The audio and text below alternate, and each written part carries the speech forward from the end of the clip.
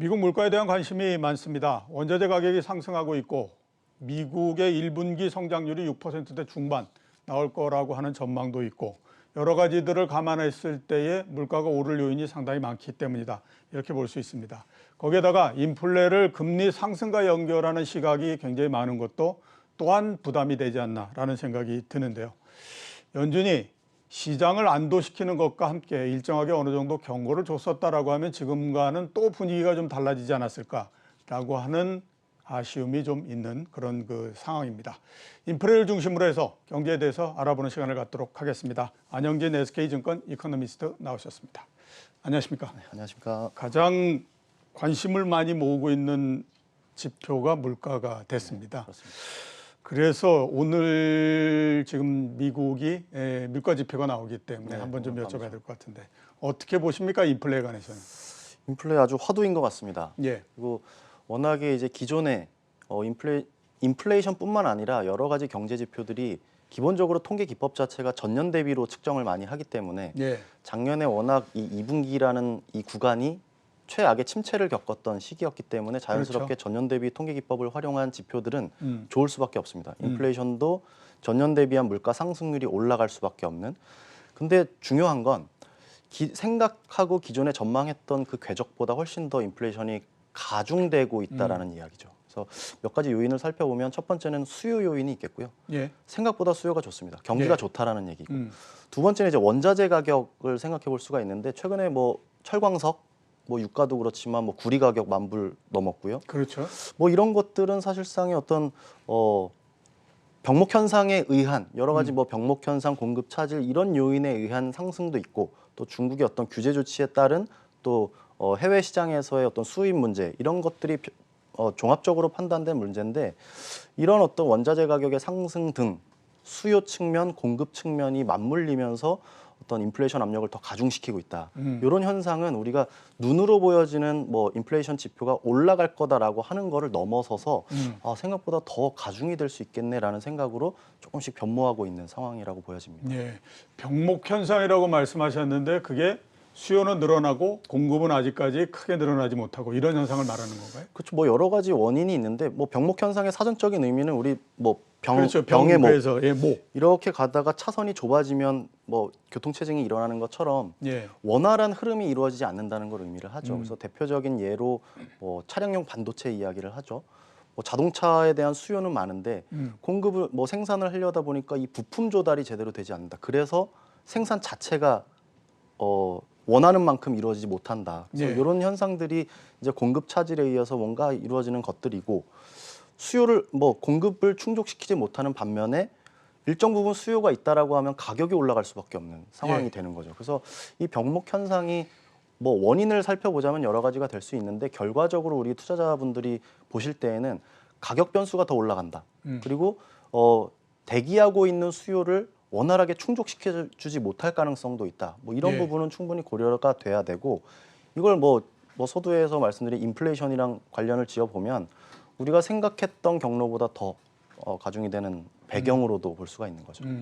생각했던 것보다 가중되는 배경이 뭐인가요? 그러니까 그냥 우리 쉽게 생각하면 작년에 코로나19 발생하고 했을 때 야, 이거 경기 상당 기간 동안에 걸쳐서 안 좋을 거야 라고 생각해서 생산도 굉장히 많이 줄여놓고 네. 생산할 수 있는 능력이나 이런 것들도 줄여놓고 그러니까 뭐 시설은 그대로 놔둔다고 하더라도 사람들을 줄인다든가 이렇게 해서 했는데 갑자기 생각보다는 경기가 굉장히 좋아지면서 수요가 늘어나니까 이거를 쫓아가지 못하는 형태 이렇게 된 건가요? 그렇죠. 뭐 기본적으로 어떤 뭐 모든 것들 뭐 회사채 발행 때도 수요 예측을 하듯이 어떤 기업들이 공장을 돌릴 때 있어서는 어느 정도의 수요가 예측되느냐 예. 그리고 수요가 뭐 기대를 넘는 거를 대비해서 또 재고를 쌓는 용도도 있고 예, 또 재고 그렇죠. 조정을 통해서 그 대응을 하곤 하는데 기본적으로 수요 예측이라는 게 작년에 하기에는 작년 하반기부터 쭉 좋아지는 그림으로 해서 생산에 뭐 박차를 가했는데 생각보다 어떤 정책적인 뒷받침이라든지 어떤 소비자들의 구매력의 증가하는 속도라든지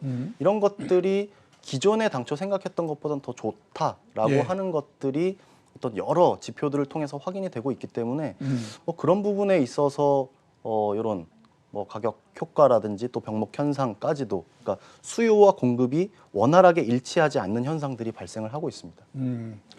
제가 우연히 재고 관련한 지표들을 봤습니다. 자료를 한번 좀 준비를 하려고.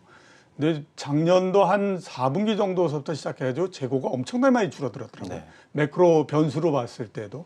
그게 왜 이렇게 됐을까라고 생각하면 똑같이 병목 현상이 나서 갑자기 수요가 늘어나니까 공급은 못 쫓아가니까 가지고 있던 재고를 가지고 그냥 일단 대체를 해버렸기 때문에 그렇게 된 것 같은데 그렇습니다. 앞으로 이제 생산이 계속해서 늘어나지 않겠습니까? 그렇게 되면 그런 부분들은 좀 해소가 될까요? 어떻게 지금 보십니까? 사실 병목 현상이 일어날 때 나타나는 당면한 현상은 가격이 올라가고 일단은 수급이 원활하지 않기 때문에 계획했던 생산량을 못 생산하게 되는 그렇죠. 이런 당면한 문제인데 이 앞으로의 현상에 대해서는 두 가지 서로 상반된 효과가 있을 것 같아요. 이게 수요가 강하다라고 하면 이 가격이 올라간 효과에 의해서 이 수요가 조정이 될 수 있는 예, 그래서 그렇죠. 가격이 비싸지기 때문에 정말 원하는 사람들이야 비싼 가격을 주고라도 사겠지만 그렇지 않은 사람들은 이제 수요에서 빠지게 되는 실수요에서 빠지게 되는 현상이 나타날 거고 뭐 그렇지 않은 상황에서는 계속 뭐 이런 국면 속에서 오히려 이 가격이 더 천정부지로 치솟게 되는 그러면서 이런 상황의 극단적인 케이스가 이제 스태그플레이션 예. 가격은 올라가지만 수요는 받쳐주지 않는 뭐 이런 현상을 상정을 하는데 스태그플레이션은 너무 뭐 극단적인 그렇죠. 너무 케이스고 극단적인 형태. 올라간 가격이 수요를 적절하게 조절 역할을 할 수 있는 뭐 그런 가능성이 가장 확률이 높은 케이스라고 볼 수 있습니다. 예, 알겠습니다. 고용하고 그다음에 금리에 대해서 한번 좀 여쭤보도록 하겠습니다. 지난주 금요일 날 미국에서 고용 지표가 나왔는데 예상했던 거의 4분의 1 정도밖에 일자리가 만들어지지 않았습니다. 그날 그래서 미국의 금리는 다행이다라고 해서 떨어졌고요. 근데 그 이후에 이번 주 들어서는 계속해서 금리가 지금 상승을 하고 있는 상태 이렇게 보거든요. 그러니까 결국 그 채권 시장, 금리로서 대표되는 채권 시장에서 고용이 굉장히 많이 줄어든 거에 따른 영향이 이제 끝나고 다시 또 이렇게 올라가고 이런 형태로서 다시 리세팅이 된 거다 이렇게 봐야 되는 건가요? 그렇습니다. 이 좀 고용 쇼크에 대해서 다시 한번 좀 정의를 해보고 그렇죠. 싶은데 그날 시장 반응은 고용이 쇼크다. 그렇죠. 라고 해서 100만 건이 예상했는데 26만 건이었으니까 굉장히 쇼크죠. 그래서 저는 쇼크를 이렇게 해석을 합니다. 보통 우리가 실적 발표라든지 아니면 경제지표 결과에서의 서프라이즈 또는 쇼크라고 하는 것들은 기대했던 대비, 그러니까 절대적으로 좋으냐 나쁘냐가 아니고 예상은 얼마나 했는데 그걸 비트했느냐 언더했느냐로 가지고 서프라이즈랑 쇼크를 판단을 하거든요. 그래서 100만 건을 예상을 했는데 26만 건이 나왔다라고 하면 쇼크였죠. 그렇죠. 그러면서 시장 반응이 연준도 긴축적인 행보를 늦출 것이다 라고 하는 안도 심리가 있었는데 저는 그것보다 더 중요한 건 쇼크는 예상치 대비인데 절대적인 어떤 정말 총수요와 경제가 가려고 하는 방향이 어느 방향을 향해 있느냐 결국은 26만 건이라고 하는 숫자 자체도 100만 건보다는 훨씬 4분의 1에 불과하지만 기본적으로 미국 경제가 20만 개의 일자리를 창출한다는 건 거의 성장률로 보면 거의 4%에 가까운 성장을 한다는 얘기거든요. 그런 얘기인즉슨 이 고용 쇼크를 예상치 대비한 쇼크로 봐야지 가고자 하는 방향이 좋아지는 방향으로 가고 있다는 거에 대해서도 쇼크라고 받아들이면 안 된다는 거예요. 그거는 안 된다. 그래서 그날 반응도 시장 금리가 뚝 떨어졌다가 장중에도 다시 다 회복을 했어요. 그리고 이번 주는 계속 또 서서히 상승을 하고 있고 그리고 만약 연준의 정책 자체가 후퇴했다고 생각을 한다면 흔히 생각하는 성장주들이 반등을 하게 마련인데 또 그렇지도 않았어요. 그런 얘기인즉슨 결국 경기 민감 그리고 경기가 좋아지는 그림으로 가는 거는 불가피한 사실이다라고 하는 뭐 여러 가지의 어떤 매크로에 대한 판단이 전제가 돼서 어떤 이 고용 쇼크 내지는 앞으로 또 인플레이션 그다음에 연준의 정책 이렇게 순차적으로 보셔야 정확한 판단을 할 수 있을 것 같습니다. 알겠습니다.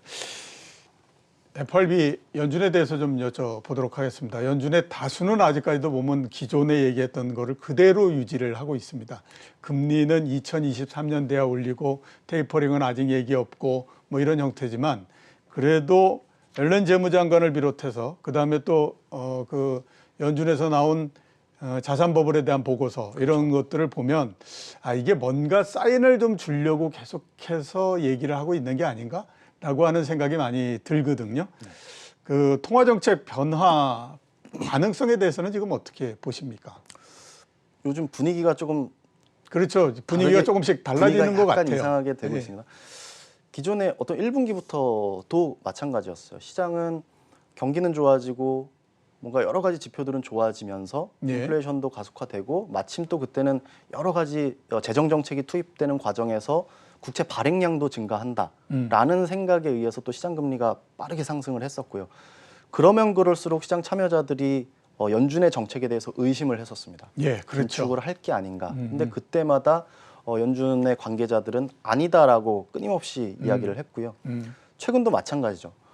계속해서 연준은 다수의 관계자들이 나와서 완화적인 통화 정책을 계속 할 수밖에 없다. 아직 예. 우리의 목표치는 멀었다라고 코멘트를 하고 있지만 보여지는 것들이 인플레이션과 고용 쇼크를 저는 달리 해석합니다만 이런 어떤 경기의 방향성 그리고 거기에 더해서 지금 자산 시장의 버블 얘기가 나오고 옐런 재무장관은 어떤 금리가 상승, 인상보다 상승이라는 표현을 썼는데 예.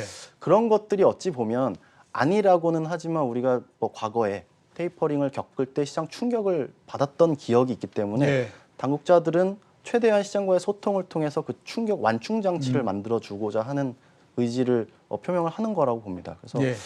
자산시장 버블 또 금리에 대한 이야기들은 사실상 실물 경제와는 다르게 어떤 자산시장 측면에서 어떤 과도한 유동성과 또 과도할 수 있는 인플레이션에 대해서 어느 정도 완충 장치를 지금 만들어가고 있는 과정이다. 그래서 최근에 이제 조금 분위기가 바뀌었다고 하는 게 시장 참여자들도 뭔가 우려의 어떤 시선으로 연준의 정책을 바라보는 게 아니고 예. 그럴 수 있을 것 같다. 이런 태도로 조금씩 변화하고 있는 조짐이 느껴집니다. 예. 그래서 제 순수한 생각이지만 시장은 지난 한두 달 정도를 보면 그 테이퍼링을 하거나 이런 거에 대해서 대비를 조금씩 해가고 있다. 그리고 지금은 그 수위가 상당히 높아졌다라는 생각이 들거든요. 네. 오히려 이럴 때는 그냥 연준이 어느 정도의 시간이 지나면 테이퍼링을 하겠다라고 얘기를 하는 게 시장의 불안을 해소시켜 줄 수 있는 좋은 방법일 것 같은데 계속 원래 했던 얘기를 계속 고수하게 되면 저러다 언젠가 갑자기 해버리는 거 아니야 이런 우려가 훨씬 더 있지 않을까라는 생각이 드는데 제가 연준 의장이 아니니까 뭐라고 얘기하기는 상당히 좀 어렵습니다. 자, 전 세계적으로 보면 위험자산 선호에 대한 심리는 굉장히 높아집니다. 가장 대표적인 형태가 이제 가상화폐 이런 것들을 보면 그런데요. 그 중에서 특히 신흥국하고 유럽 자산에 대한 그 위험자산 선호 굉장히 지금 높아지고 있는 상태거든요. 여기에 대해서는 어떻게 보십니까? 신흥국하고 유럽에 대해서.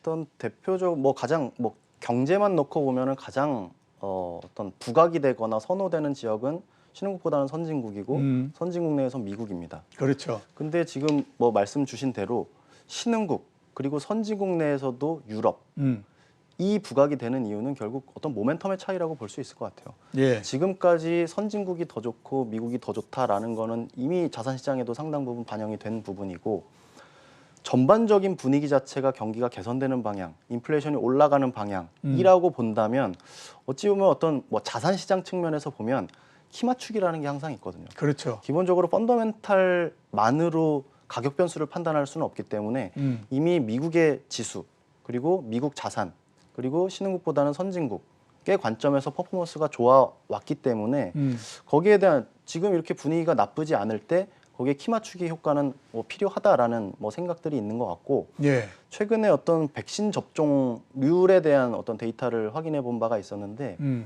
독일이 빠르게 올라오고 있습니다. 예. 얼마 전까지만 해도 독일이 코로나 때문에 다시 재확산이 되면서 봉쇄령까지 내렸던 그랬죠. 사례가 지난달이었었죠. 예, 예. 근데 최근 들어서 어떤 이동 지수를 보면 이탈리아가 좋아지고 있고요.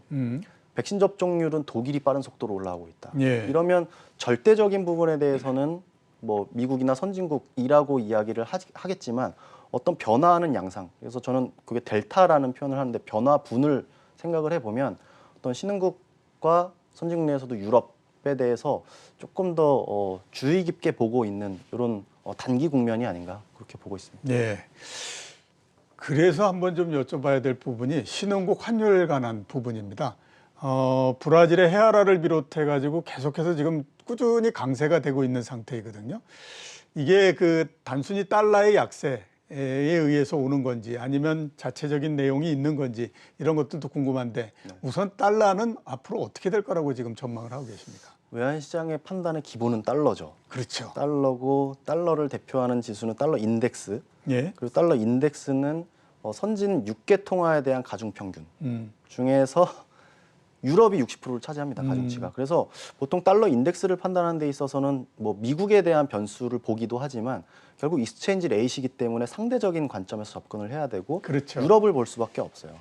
그런 관점에서 저는 말씀드렸던 것처럼 미국을 훨씬 더 긍정적으로 보고 있고 뭐 모멘텀은 비록 지금 유럽이 조금 더 강하다고 볼 수가 있겠지만 기본적인 펀더멘탈의 상대적인 격차는 미국에 있다라고 보고 있어서 달러 강세 압력 계속 유효하다고 봅니다. 예. 그런 관점에서 보면 신흥국 통화는 달러 대비해서 상대적인 약세 방향으로 저는 뭐 앞으로의 방향을 보고 있고요. 근데 최근 들어서 말씀을 드렸을 때 뭐 브라질 헤알화 그리고 뭐 터키 그리고 또 러시아 이런 이 세 나라의 공통점은 지난 3월 달에 금리 인상을 한 아, 예, 예. 이게 연준이 금리 인상을 하지도 않고 뭐가 어떤 상황인데 얘네는 뭔데 금리를 인상해 라고 했을 때 인플레이션 때문에 그랬어요. 아, 예. 자국 통화들은 워낙에 원자재에 의존하는 국가 구조, 경제 구조이기 때문에 원자재 의존도가 높다라는 얘기는 훨씬 더 자산 시장의 베타가 큰 국가들이거든요. 예. 그래서